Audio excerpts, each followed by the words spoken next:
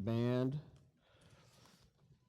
Sundays are better when y'all are here doing what you do, so thank you so much for all your hard work and helping us worship by singing this morning. So we're going to start a new series this morning. The series is called Story, and it comes from a lot of thinking I've been doing of the past several months. I've been listening to this podcast. I mentioned it last week at brunch. It's called Surprising Rebirth and Belief in God. Yes, the kids are supposed to go. Yeah. The kids are, they're dying. I've never seen my kids more interested in what was going on up here because they wanted to leave. Yeah. They wanted to get out of here as soon as they could. Yeah.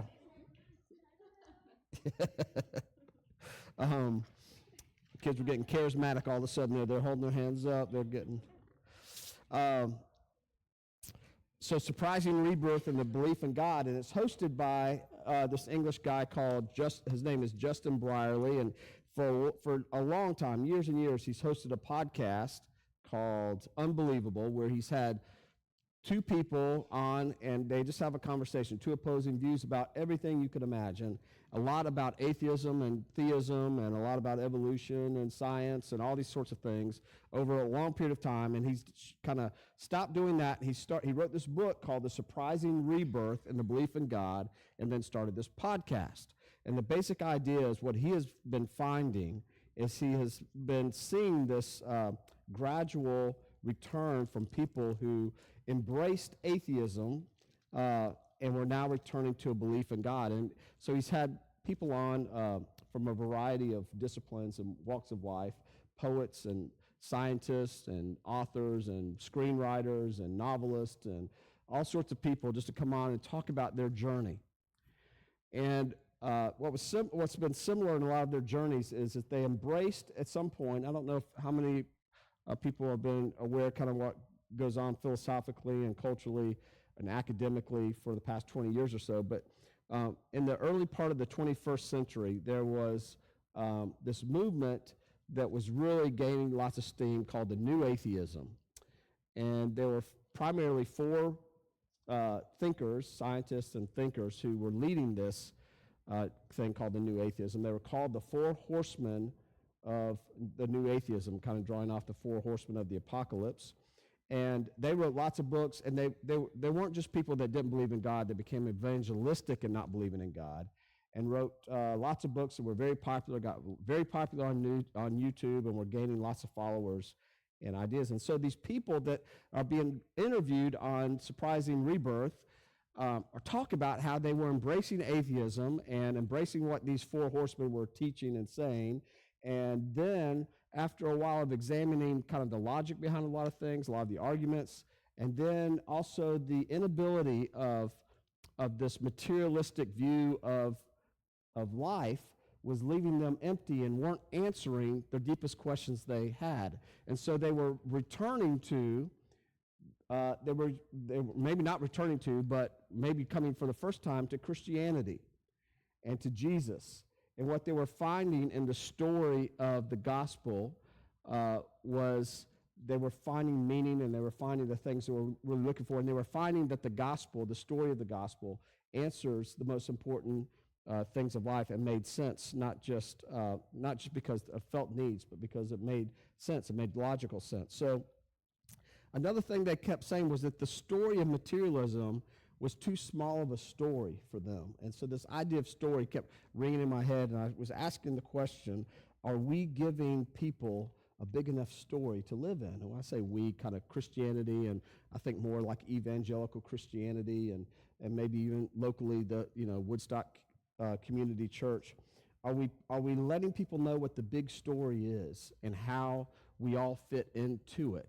And because people, in our world, and statistics are pretty consistent that people are struggling with anxiety in our culture, struggling with depression in our culture, struggling with loneliness, struggling with meaninglessness and purposelessness. And maybe part of the reason is the stories we're telling people aren't big enough to capture their imagination. and capture where they might fit into the story, the big story, the true story that's going on all around us and has been going on since the beginning of creation. Any story has a setting, has characters in it, has plot and conflict, it has a theme running throughout it, and the Christian story is no exception. And so I want to kind of spend several weeks here, and I don't have a strong plan about how this is all going to work out. Some of it will be just me going by intuition and what God is saying to me, and maybe give us some bite-sized things to think about as we talk about the big story of Christianity. You think about the stories that attract us and that people are drawn to, just culturally. We've gone through a long time now of being aware of the Marvel universe. If you are a movie buff at all, there's the Marvel universe, and I don't even know how many Marvel movies they are, but there's this universe that you enter into when you watch a Marvel movie, and you kind of become aware of the characters and that stuff. But it's captured people's imagination, and some of us are big fans of the Lord of the Rings franchise that began with the books, the Tolkien books in the 20th century. That capture this grand kind of story. You enter into another world, and there's a setting that's described, and there's good and there's evil, and there's characters, and there's character development, and there's adventure, and there's all sorts of things. And so I want to kind of talk about the story of the Bible. It's not just it's not. Sometimes we miss the forest for the trees, and we get locked into thinking about small things and not thinking about the bigger things. I mean, some people, we've limited our stories to small things like, politics, Republican versus Democrat, or culture wars, or making money. What's your career going to be? Or where are you going to go to school? Are we going to go to college? Where are you going to live? And these really small stories, which small stories aren't bad. They're small stories in the Bible. But we have to know where these smaller stories fit into the big story. And that's kind of what I want to explore here for the next several weeks. So that's setting up our series for just a little bit. I want to begin with the beginning. So we're going to go to Genesis chapter 1, verse 1, I think. Keaton, can you help me out here? Our story, okay. So we're just going to begin here this morning, right at the beginning. And talk a little bit about it. So Genesis 1:1, probably very familiar phrasing to you, something you've heard before. In the beginning, God created the heavens and the earth. And so God is giving us, the Bible's giving us the setting of the story. The setting is the cosmos. The setting is this. You remember at the beginning of every movie, there's something that draws you in and lets you know when and where this is taking place, and it's important to get the whole idea, right? At the beginning of Star Wars, and I remember the first time I saw it in the screen, the words pass over the screen a long time ago in a galaxy far, far away, and it kind of explains all the stuff I didn't understand as a 7-year-old, but now understand a little bit more. One of my favorite movies is Casablanca, and Casablanca, there's a map. And then there's this globe, and it's telling the story about World War II and what's happened in Casablanca, and it just gradually draws you into this small little place I never knew existed until I saw the movie in Morocco called Casablanca. And then it starts with a wide shot of the city, and it just letting me into the setting of where is this taking place and what is happening all around us, right? And so at the beginning of this story, it says, in the beginning, God created the heavens and the earth. And with this one sentence, our story is already distinguishing itself among other stories. Okay, so we're going to talk about that a little bit this morning. But first, I want to show a short video. It's 6 minutes long. You're probably going to like listening to this guy a lot more than you like listening to me. His name's John Lennox. He's a mathematician at Oxford University or Cambridge, one of those in the UK.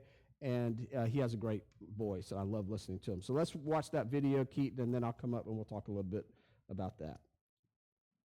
The standard model of the universe means that there is a beginning. And so we have to face the fact that there's a singularity. And the most recent results of Borde, Vilenkin, and Guth are the world authorities of this, mathematicians and theoretical astronomers. It is said that an argument is what convinces reasonable men. And a proof is what it takes to convince even an unreasonable man. With the proof now in place, cosmologists can no longer hide behind the possibility of a past eternal universe. There is no escape. They have to face the problem of a cosmic beginning. So they have to get a universe from nothing. Now you see, as a Christian, I don't have a problem with this because the universe came from nothing physical, but it didn't come from nothing. In the beginning, God created the heavens and the earth, and God is spirit. He's not physical, but he's not nothing. But let's get rid of God now. And the wonder of modern science is we're now forced into a corner because we've got to get God from nothing. Now listen to Hawking's attempt to do that. This is his book, The Grand Design. This is his central statement.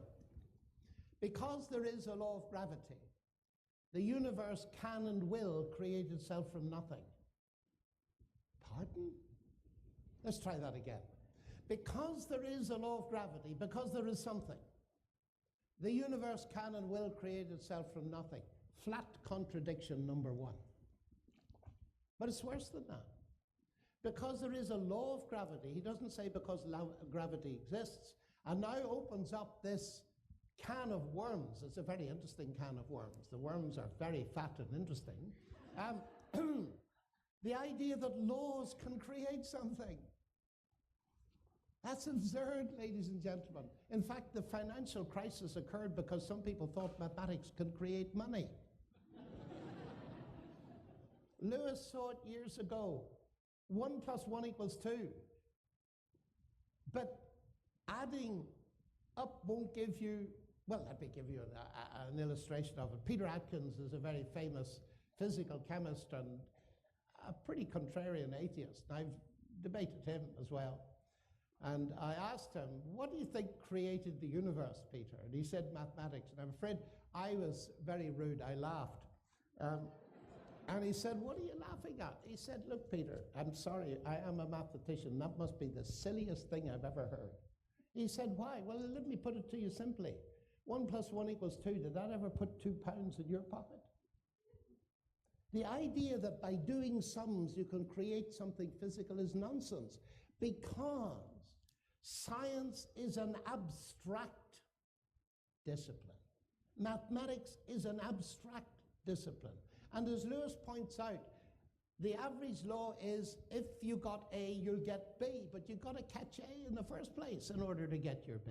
This is elementary stuff, because there is a law of gravity. But what on earth, anyway, would a law of gravity mean if there's no such thing as gravity? So that's the second major point. The third is even worse.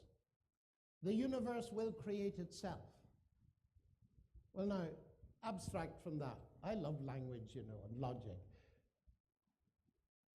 X creates Y. What does that mean? Well, roughly speaking, if you've got X, you'll get Y. X creates X. If you've got X, you'll get X. And what does that mean? It means, ladies and gentlemen, that nonsense remains nonsense even if scientists talk it. It is utterly absurd. This is an attempt to get a universe from nothing. It does no such thing. Now, how can you get a universe from nothing? With great difficulty. But one of the things to do is redefine nothing, as Lawrence Krauss does. What would you say to somebody that wrote this in an essay given to you? Because something is physical, nothing must be physical, especially if you define it as the absence of something. What? That's on page 5 of Krauss's book, A Universe from Nothing. It's philosophical nonsense, ladies and gentlemen. Philosophical nonsense. Now, I find this very interesting. God gets rejected.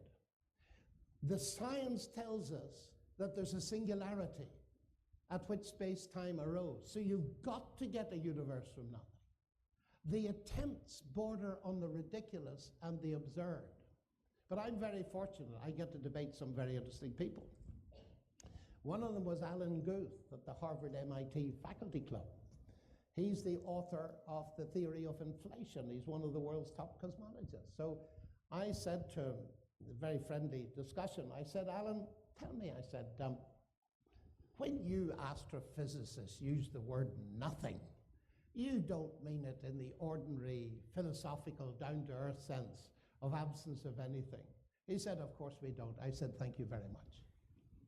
And if you look at the books carefully that claim to get a universe from nothing, they do no such thing. And the philosophers have had a field day with it. Because you see, Hawking is a brilliant scientist, but he hasn't a clue about philosophy. At the beginning of this book, in which he makes this statement, he says philosophy is dead. And then he writes a book on the philosophy of science. It really, and I'm stressing this because it disturbs me greatly, that this kind of stuff is being marketed as serious science when it is logical nonsense.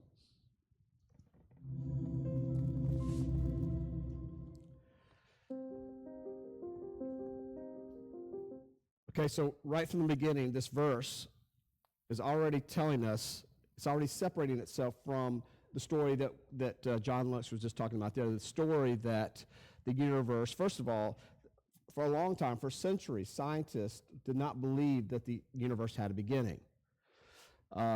They believed, like Aristotle, that the universe was eternal and that was everlasting. And so there was no beginning to the universe. But because of science, they began to describe what he called in here the singularity, what we popularly call the Big Bang Theory, which was a TV show as well. And so there's, because of scientific research, they discovered that there had to be a beginning to the universe. And the people that were the most resistant to the Big Bang Theory were scientists. Because it was saying what this verse says in Genesis chapter 1, verse 1, is that there was a beginning. And if there was a beginning, you have to explain why there is a beginning. How did it all start, right?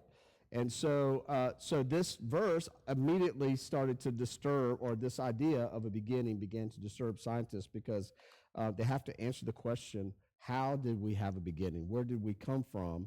And what does this all mean? And so in Genesis chapter 1, it says, in the beginning, God created the heavens and the earth. And so this is distinguishing itself between the philosophy of materialism, the philosophy that all we are is matter. All we are cells and blood and bones and molecules, and there's nothing beyond us. There's nothing that makes us intrinsically valuable at all. We're all just matter.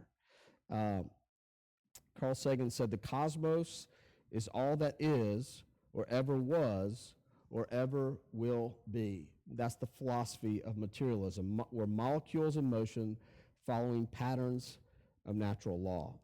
And Lennox is pointing out how logically and philosophically absurd it is to say that anything could be created from nothing. If there has ever been a moment, a nanosecond in the history of the universe when there has been nothing, then we would have absolutely nothing now, because it is a logical truism that something cannot come from nothing. Something cannot come from nothing. So the very truth that there is something says that there was never, ever nothing. There has always been something. If you just think about it logically, if there's ever a moment when there was nothing, absolutely nothing, no laws, he talks about the law of gravity is a something. The law of gravity is a something. So if there was ever a point when there was absolutely nothing, then we would have absolutely nothing right here. We wouldn't be able to gather together and talk about why there is a something at all. And so something cannot come from nothing. And that's what our story tells us. In the beginning, God, before there was a beginning, before space and time existed, there was God. He's outside of time and space. He created time and space when he created the universe. When he created the heavens and the earth, time and space began. But before that, he was the eternal, uncaused being. Uncaused. You don't have to answer the question, where did God come from? Because God is an uncaused being. And so he's outside of it. So in the beginning, God created the heavens and the earth. So This statement is saying our story is different than other stories that you're going to hear. It's different than the materialistic story you're going to hear. The story that all we are is matter, all we are cells and blood and bones and molecules randomly. We're just here by chance. So it's separating us from that story. It's also separating us from another story. Now, these two stories are what's popular in Western culture now, and it seeps through. Even if you don't like to listen to professors debate, and if you don't like to read books about these sorts of things and these high thinking, it seeps through in our culture. This idea, this materialistic idea, seeps through the movies that you watch, the books that you read, the television shows that you watch, the comedians that you listen to. Materialism inevitably kind of seeps through, and it's not this high-minded debate about these things. People just assume that they're true.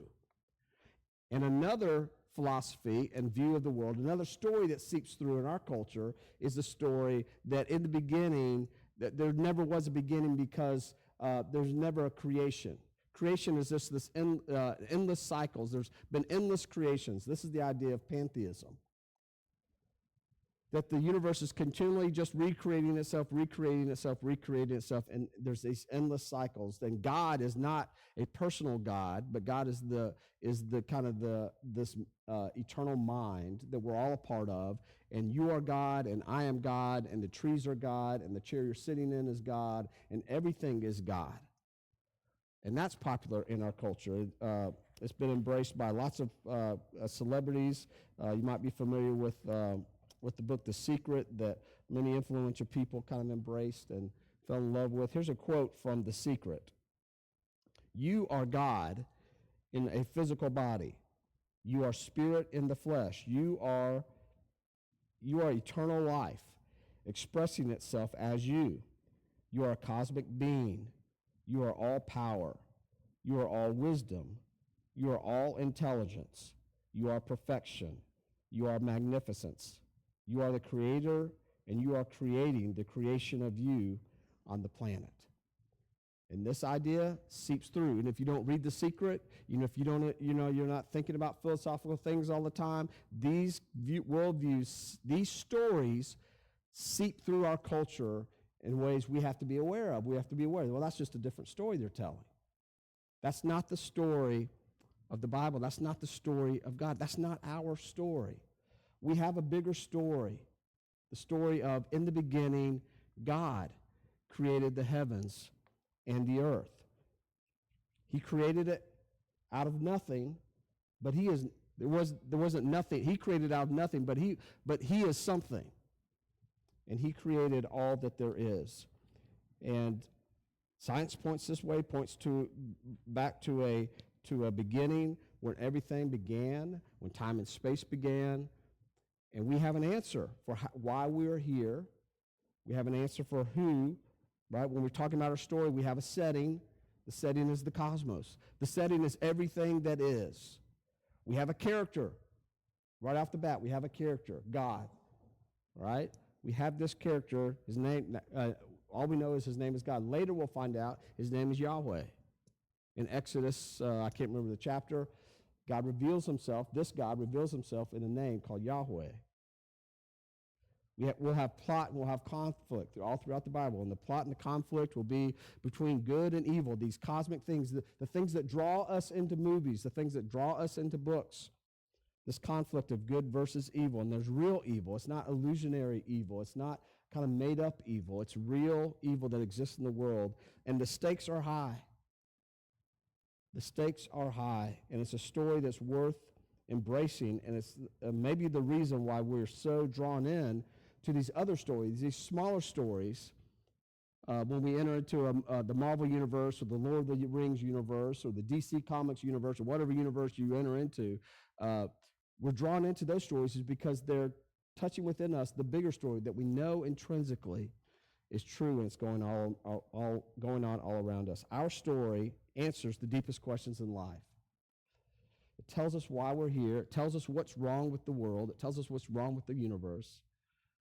It tells us what our role is in it, why we individually are here. It tells us where history is going. It answers all the questions, and this story gives us something to hang on to and to find out where we fit. Some of y'all, many of y'all, most of y'all know we have foster kids or have had foster kids. They're kind of foster kids now and kind of not. But our first foster kid did not come through DFACS. Our first foster kid was a 25-year-old Alaskan. It was this young lady that we had met, spent time with, and her life was a mess. That's how, well, she would say, my life's a hot mess back then.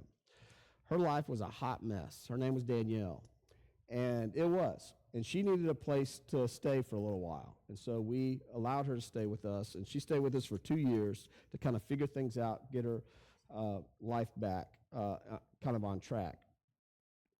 And there would be times, so she kind of decided she wanted to go back to school. Now, I want you to all know something real quick as I'm telling this. I've been talking for a while now. I can tell y'all are more engaged now because I'm telling a story.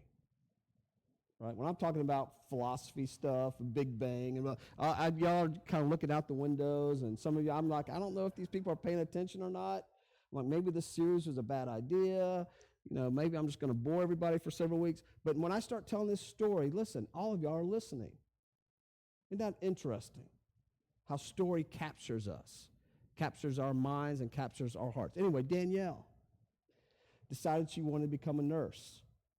And she hadn't been to college, hadn't done anything. She's in her mid-20s, and so she had to get all her transcripts from Alaska, and there was just lots of red tape she had to go through, and it was a frustrating experience for her. And she kept hitting these roadblocks that were keeping her from going to college. And I can remember several times, just teasingly, I'd say, Danielle, this is that scene. And she said, what do you mean? This is that scene. This is that scene in the movie. Every movie you've seen when somebody, just telling a story worth telling, is that somebody's reaching all these obstacles, and they're reaching all these red lights, and they're reaching all these hurdles that they want to give up, and they want to stop. This is the scene in the movie where you don't stop. You keep on trying because you got to get over that hurdle. But it helped me to think back, this is our lives. Our lives are stories. At the end of my life, there's going to be a story to tell about my life. And the story's going to be, well, he reached an obstacle and he gave up. He reached a hurdle and he gave up. Or this happened in his life and he just kind of threw it all in. Right? But my life is a story, and it's part of a bigger story. So what helps me, if my life is just about my story, then maybe giving up is worth it. What does it all matter? If I reach a hurdle and say, yeah, well, whatever. If it's all just about my story and how much money I make and where I live and what the family I leave behind, all that stuff, then maybe it doesn't matter at all. But when I think, no, this is a bigger story, and my small story has a small role to play in this bigger cosmic story,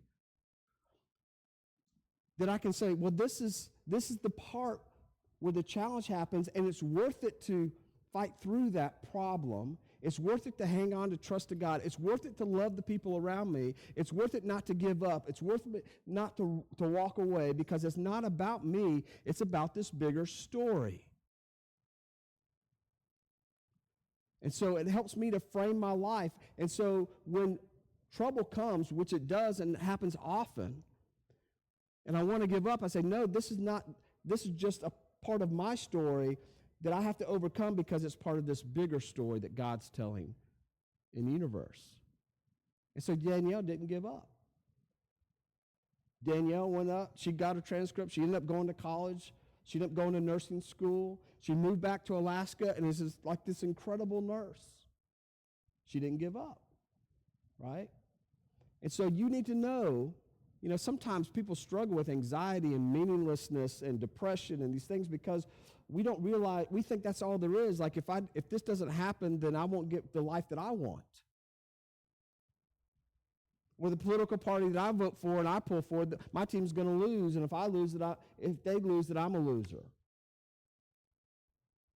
If I can't get that job, or I can't move into that neighborhood, or if I don't have that income, or I don't have that IRA or whatever, then my life is meaninglessness. If I can't live in comfort, if I can't go to, on these vacations that all my friends on Facebook go on, if I can't, if my kids aren't successful, blah, blah, then I'm not successful and I'm a failure and my life is meaningless.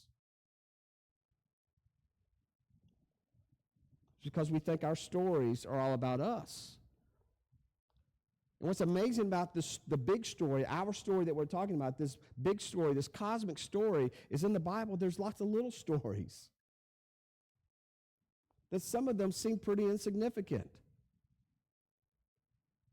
But they're not insignificant at all. Think about the story of Ruth, a book of the Bible, 4 chapters in the Bible, the book of Ruth. Well, what was Ruth's story? Ruth was married. She was a Midianite. She was married to a Jewish man who died. She was a widow. She decided to stay with her mother-in-law, Naomi, instead of going back to Midian, which is what Naomi told her to do. She decided, I'm going to stick with Naomi. She does. She meets a man and gets married and has kids. That's Ruth's story, right? Seems like a pretty small story. Ruth had no idea what role her story was going to play in the bigger story, because who was Ruth's grandson? David, King David, the tribe of Judah, through whom Jesus would come. Very small story. Now, Ruth never knew how her story played, and no one ever stood up and said, no, Naomi, no, Ruth, don't you realize that your grandson is going to be King David? She never was able to see that. But her small story, and so many of the stories we think of, these heroes of the Bible, when you kind of break them down and look at them honestly, like, that's not that big of a story. It's kind of a small story, but man, when it fits into the bigger story, you see how this big story moves along, because there's a theme and there's this movement of story of redemption happening from in the beginning, God created the heavens and the earth. That's just the beginning of the story of redemption that's going on all throughout time and history. And now in the 21st century, we're a part of that story, moving it along. Moving it along. In the beginning, God created the heavens and the earth. What's cool about this story is that God chooses, he's always a part of the story. He's entering the story all the time. It's his story. But he decides to become kind of a character in the story like no other, right? John 1:1, in the beginning was the Word, and the Word was with God, and the Word was God. He was with God in the beginning. In the beginning, God created the heavens and the earth. Who was with God in the beginning? The Word was. Through him, all things were made. Without him, nothing was made that has been made. In the beginning, God created the heavens and the earth. So this Word, I know y'all know the answer. This Word, Jesus, was with God in the beginning, and through him all things have been made. Nothing was made that has been made. Colossians says it this way: the Son is the image of the invisible God. Jesus is the image of the invisible God, the firstborn over all creation. That firstborn has to do with status, not with a literal birth, because Jesus was, God, the Son was uncreated, just he's the uncaused, uncreated God. For in him all things were created, things in heaven and on earth, visible and invisible, whether thrones or powers or rulers or authorities. All things have been created through him and for him. He is before all things, and in him all things hold together. In the beginning, God. This is Jesus. In the beginning, God created the heavens and the earth. Here it is. The Word, who is God, who was with God and who was God, and through whom all things were created, and who holds together all things, the Word became flesh.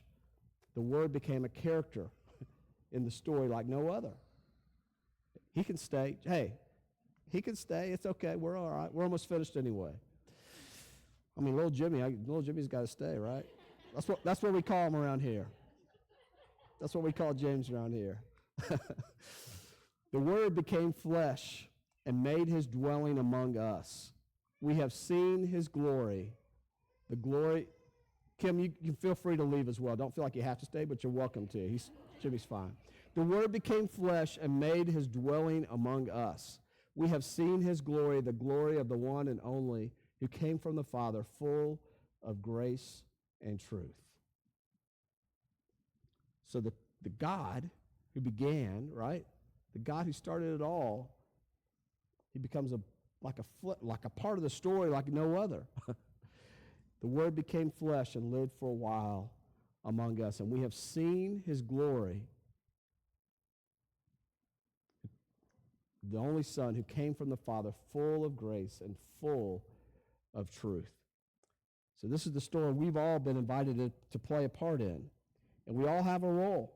We've been given gifts, and we've been put in certain places, and we've been given certain talents, and we have certain families, and we have certain things around us, and God says, you may feel like you're part of the story. Your story is so small compared to other people's stories, but your story is important to this big, grand story. And your life has meaning, and your life has significance because you were created for this. Now, one more thing, we'll be finished. In the beginning, God created. So this is the creation, right? All the cosmos and when you watch science things and you're just amazed at the distance and all the mind-blowing math that they throw at you, that it's hard to grasp, all of this technical stuff, but you know it's amazing because you can't understand it. All these smart people talking about all that stuff, that's the creation. This amazing creation. Just look out the windows and see how beautiful it is. How lush and green these trees and the sun shining and the beautiful weather. It's beautiful, this creation that God's given us. This is the creation. This is just a small part of the creation, and we can look out and say, we can appreciate and say, that is beautiful, and that creation is good. And here's what the story eventually tells us about us, is that you and I, we are new creatures.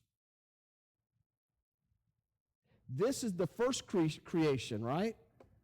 As amazing as this is a creation.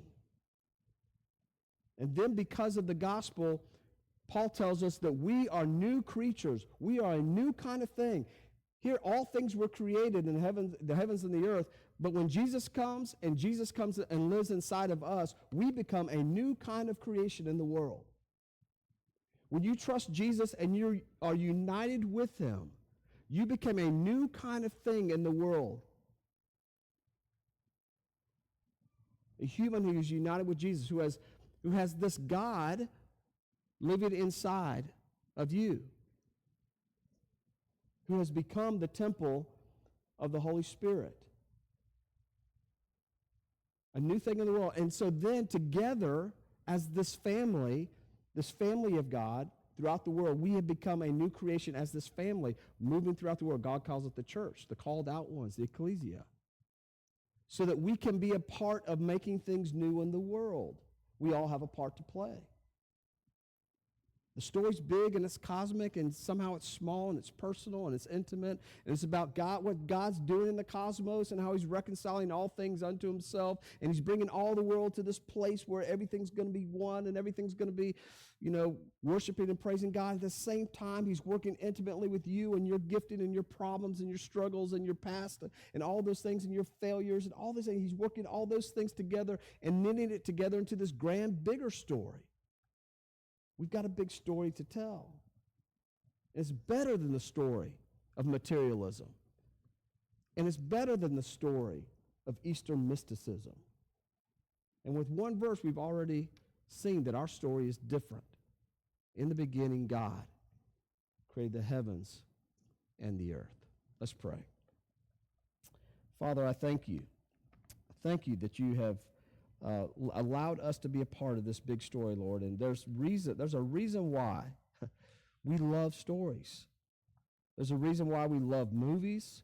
There's a reason why we love movies that are bigger than us, Lord, that are cosmic in scale and good versus evil and characters and supernatural things. And there's a reason why that appeals to us universally, Lord. There's a reason why small, intimate stories, Lord, about families and romances and those things appeal to us too, Lord. They draw us in and they help us to connect with something. Help us connect with you, the great storyteller who is orchestrating this grand cosmic story and also playing an intimate, vital role in our intimate our singular stories, Lord, our individual lives. Lord, that's mind-blowing. And we thank you that you allow us to be a part of it and play an important part in the story that you're telling in the world. And Father, I pray for those who have embraced other stories, smaller stories that don't give meaning, that don't give purpose, that don't give the drive to overcome when things happen, Father, that those people would come to know the true story of the gospel, Lord, that we would be excited to share about God's love and what God's doing in the world and what God's doing in their lives, so that they might choose to trust and be part of this new creation as well. Father, we love you and we trust you, and we look forward to see how you teach us and open our minds to what's going on around us and the stories you're telling through us. In Jesus' name, I pray. Amen. Band, you're going to have to hold just a second. We got announcements, which are more important than you. I'm just kidding. One thing before I do an announcement. I would encourage you, if you're a podcast listener, to listen to, if you want to further think about what we talked about this morning, that podcast, The Surprising Rebirth in Belief in God. I know it's long. Surprising Rebirth and Belief in God, episode 19. That's called The Goldilocks Universe. And it talks a lot about what we talked about here today, about how the universe is finely tuned, incredibly so, undeniably so, for us to exist and to be here today. And so that's called The Surprising Rebirth and Belief in God, episode 19. The episode before that's about science as well, episode 18, if you want to listen to that one. Okay, let me do announcements real quick, and we'll hand it over to the band. The Free and Light group started this morning, 9 o'clock, but you can join any Sunday. So talking about the difference of the new and the old covenant and what it looks like to live in the new covenant and how sometimes we live in the old covenant, we're not aware of it. So that's happening on Sunday mornings at 9 o'clock. So encourage you to be a part of that going through September. Is that right? The 4 Sundays in September. So women's Bible study, coffee Bible study. Coffee may the big thing there. Coffee Bible study on Saturday morning at this coming Saturday at what time? 9 o'clock. So right out there in the gather. Who will? Judy will be leading the facilitators. I'm just kidding. We won't have coffee? You'll have coffee. There'll be coffee. We'll take care of that. We can get you coffee. Okay, and now I have to hand it over for Jerry before I hand it over to the band. Jerry, come on up here. Thank you. Well, speaking of stories, the story of our church is to tell the story of God. And it just so happens that this coming Saturday at 7 o'clock, one of the greatest stories ever told is this, The Chosen, which has become quite a cultural phenomenon in our society and the world, actually. And so we're going to be showing episodes 1 and 2 of season 4 of The Chosen here that Saturday. And so I want to just go through a couple of things, actually 2 or 3 or 4 things that you can do to specifically help out and participate in that. And one thing is to come out and enjoy the show and to invite a friend if you want to do that. We do have these invitations on the end table as you leave, that you can grab a few of these invitations. Be happy to have you do that. And we also, if you have Facebook, feel free to go to our church Facebook page and share the event Facebook page onto your own personal Facebook page. So that'll just, all your hundreds of friends can see your invitation to that. So that'd be another way. And then the other thing is, part of our mission is to help encourage and share with Mill Road and also all the Woodstock in the world, sharing this life and truth with the world, with our world. But we have these door hangers, and we've already handed out these door hangers to several neighborhoods around the street here. But I've got another 100 or so that are left. And if you actually want to take 2 or 3 or a handful and hand them out or put them on doorknobs in your neighborhood, feel free to do that. And actually, Gabriel and I, right after church, we're going to go hand out some more in at least one other neighborhood. So actually, if you want to, you can join us. Have some bottled water for you already, so you can at least take that. And then let's see, we're still needing a person to help volunteer for the refreshment table, and we're still accepting donations of like Cokes and water and movie candy, that sort of thing. If you're coming to the movie, you just bring a pen, and we'll use that. So yeah, just and pray that the Lord will do what He will. The results are up to Him. So we'll see what He does with that. So, thank you. Thank you. Okay, is this awkward for you, David? Is this awkward for us to do that? Talk about this today? Okay. If you there's still time to get on the James train to provide meals for the Bingham family. You can use that QR code there and sign up. Do it quickly because I'm getting ready to go to the next slide. Here's a link to our Facebook page that helps you keep in touch with what's going on event-wise. No one's holding up their cameras. You all should have your cameras up now because here's ways you can give. Online giving, now I'm judging you. If you don't have your camera up now I'm just kidding.